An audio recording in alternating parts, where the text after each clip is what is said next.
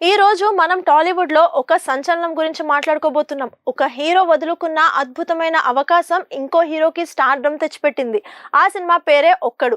మహేష్ బాబుని super star గా నిలబెట్టిన ఈ సినిమా మొదట పవర్ స్టార్ పవన్ కళ్యాణ్ కి వచ్చిందన్న విషయం మీకు తెలుసా? ఈ మాటకు ఆధారం లేదనుకుంటున్నారా?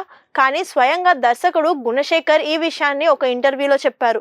ఆ ఒక్క రిజెక్షన్ మహేష్ బాబు సినీ కెరీర్ ని ఎలా మార్చేసింది? పవన్ కళ్యాణ్ ఎందుకు రిజెక్ట్ చేశారు? అంత పెద్ద హిట్ అయిన ఈ కథను పవన్ కళ్యాణ్ వదులుకోవడానికి కారణం ఏమై ఉంటుంది? కేవలం కథ నచ్చగనా, లేక అప్పటికే పవన్ ఇతర సినిమాలతో బిజీగా ఉండటమా? ఒకవేళ ఆ సినిమా పవన్ చేసుంటే మహేష్ బాబుకి ఒక్కడు లాంటి బిగ్గెస్ట్ బ్లాక్ బాస్టర్ వేరే రూపంలో దక్కేదా?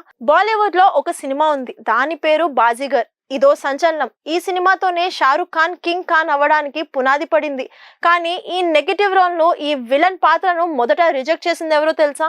సల్మాన్ ఖాన్. ఆ తరువాత అనిల్ కపూర్ కూడా. ఎందుకంటే హీరో నెగటివ్ రోల్ చేస్తే కెరీర్ దెబ్బతింటుందనే భయం. సరిగ్గా అక్కడే షారుఖ్ ఖాన్ ఒక సాహసం చేశారు. సినిమా కథ వినగానే ఫ్లాష్ బ్యాక్ అంతా తీసేసి ఆ క్యారెక్టర్ ను గ్రే షేడ్ తో పీక్స్ కి తీసుకెళ్లాలని సలహా ఇచ్చింది షారుఖే అంట.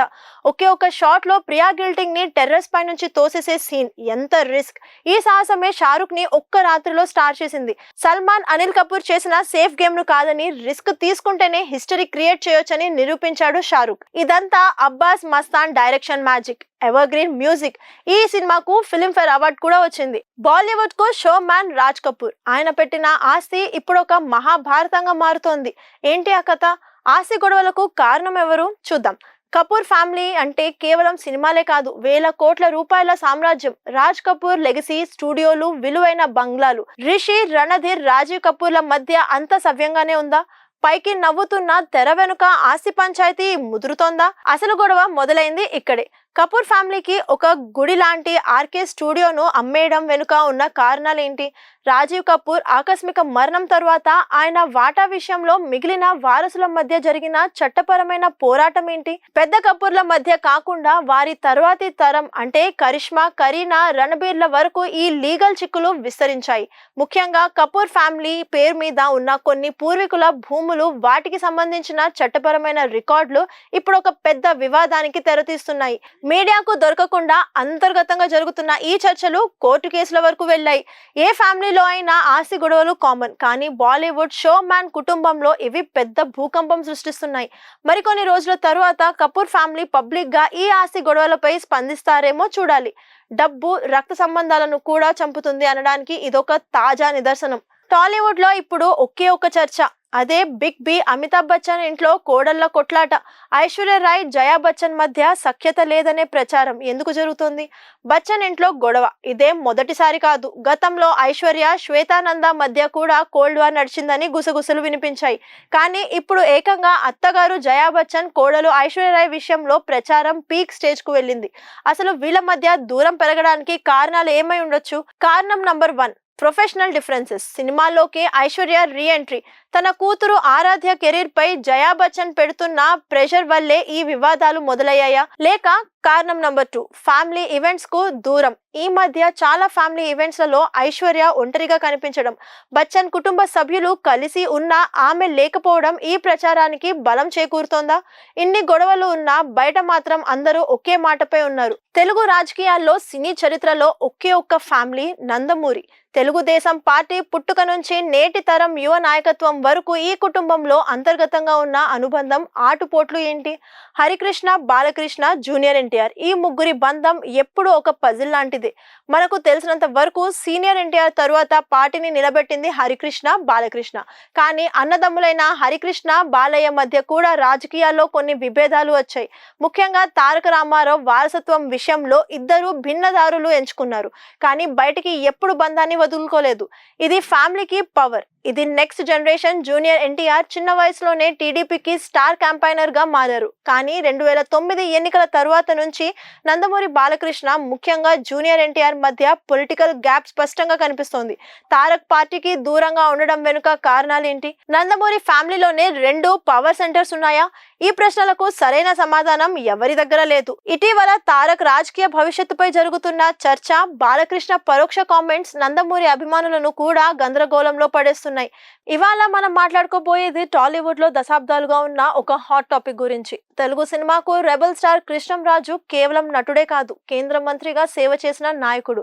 ఆయన రాజకీయ వారసత్వం పాన్ ఇండియా స్టార్ ప్రభాస్ తీసుకుంటారని అంతా అనుకున్నారు. కానీ కోట్లలో మార్కెట్, ప్రపంచ వ్యాప్తంగా ఫ్యాన్ బేస్ ఉన్న ప్రభాస్ రాజకీయాలకు మాత్రం మైళ్ళ దూరంలో ఉన్నాడు. కారణం ఏంటి? ఆయనకు ఇష్టం లేదా, లేక ఇంకేమైనా ఉందా?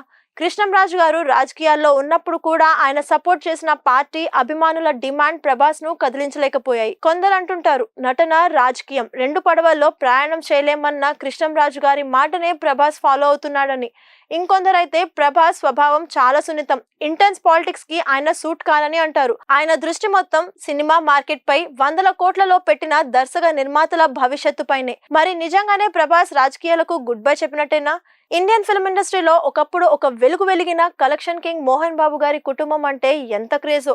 కానీ గత కొన్ని రోజులుగా సోషల్ మీడియాలో, ఫిల్మ్ సర్కిల్స్ లో ఒకే ప్రశ్న: మోహన్ బాబు గారి ముగ్గురు పిల్లలు మంచు విష్ణు, మంచు మనోజ్, మంచు లక్ష్మిల మధ్య విభేదాలు తలెత్తాయా? ఏం జరిగింది? అసలు ఈ వార్తల వెనుక ఉన్న నిజం ఎంత? అంతా బాగుందనుకున్న సమయంలో మనోజ్ గారి ఒక పోస్ట్ మీడియాకి ఒక పెద్ద బాంబులా మారింది. అంతర్గత కలహాలు నిజమేనా అని అందరూ అనుకుంటున్న ఈ సమయంలో వారికి దగ్గరగా ఉన్న ఫిల్మ్ ఇండస్ట్రీ వర్గాలు ఏం చెప్తున్నాయి? అన్నదమ్ముల మధ్య దూరం పెరగడానికి కారణం ఆస్తి వ్యవహారమా, లేక కెరీర్ ప్లానింగ్ లో తేడాలా? ముఖ్యంగా మంచు లక్ష్మి గారు ఈ వివాదంపై ఎందుకు మౌనంగా ఉన్నారు? ఆమె పాత్ర ఏమిటి?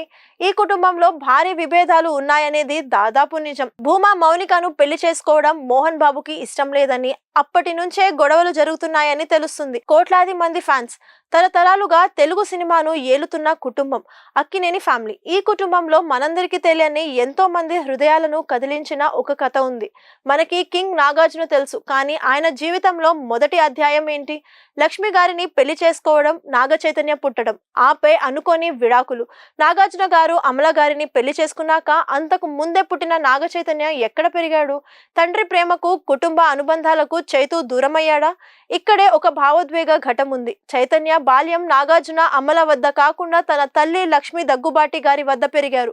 ఆయన బాల్యం ఎక్కువగా చెన్నైలో గడిచింది. మరి అమల గారి స్థానం ఏంటి? ఆమె చైతుకు సవితి తల్లిగా కాకుండా ఒక మంచి ఫ్రెండ్ గా, తల్లిలా మారింది.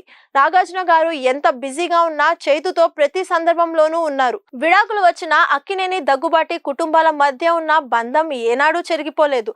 అందుకే నాగ చైతన్య రెండు కుటుంబాల ఆశీస్సులతో మన ముందు నిలబడ్డాడు. విడాకులు వ్యక్తిగతం, అనుబంధం శాశ్వతం. ప్రేమకి రాజకీయం అడ్డుగా నిలబడితే ఏం జరుగుతుందో తెలుసా? సినిమా తెరపై కలకాలం గుర్తుండిపోయే ప్రేమ కథ నిజ జీవితంలో రాజకీయాలతో సంఘర్షిస్తే తమిళ దర్శకుడు సెల్వమణి. ఒకప్పుడు సినీ పరిశ్రమలో హాట్ టాపిక్ ఈ జంట ప్రేమ కథ. ఎంతో మంది అభిమానులు వీళ్ళ లవ్ స్టోరీని ఆరాధించారు. కానీ ఆ కలల ప్రపంచం నుంచి రాజకీయ రణరంగంలోకి అడుగుపెట్టాక ఏమైంది? ఒకే గూటిలో ఉన్న వారిద్దరి రాజకీయ ప్రయాణాలు వేరు. రోజా ఆంధ్రప్రదేశ్ లో వైసీపీ ఫైర్ బ్రాండ్ గా దూసుకుపోతే, సెల్వమణి మాత్రం చెన్నైలో తమిళ రాజకీయాలకు, సినీ ఫెడరేషన్ అధ్యక్ష బాధ్యతలకు పరిమితమయ్యారు. ఆంధ్ర తమిళ రాజకీయం భార్యాభర్తలను దూరం చేసిందా? వీళ్ళిద్దరూ వేర్వేరు పార్టీలో ఉన్నప్పుడు ఇంట్లో మాటల యుద్ధం జరిగిందా? కుటుంబంలో పార్టీ పాలిటిక్స్ ప్రవేశించిందా? కొంతమంది విశ్లేషకులు వీళ్ళిద్దరూ రాజీ పడలేని రాజకీయ విభేదాల్లో ఉన్నారని అంటున్నారు. ఎన్ని రాజకీయ సుడిగుండాలు చుట్టుముట్టినా, ఎన్ని పార్టీలు మారినా, వేదికపై రోజా గారు ఎంత ఫైర్ బ్రాండ్ అయినా ఇంటికి వచ్చాక మాత్రం ఆమె ఒక భార్య, ఒక తల్లి. రోజా గారు, సెల్వమణి గారు కలిసి పాల్గొన్న లేటెస్ట్ ఈవెంట్ లో వారి చిరునవ్వు చూస్తే వారి బంధం రాజకీయాలకు అతీతం. ఇలాంటి మరిన్ని ఇంట్రెస్టింగ్ విషయాల కోసం కోలుగురి 24/7 న్యూస్ ని ఇప్పుడే సబ్స్క్రైబ్ చేసుకోండి.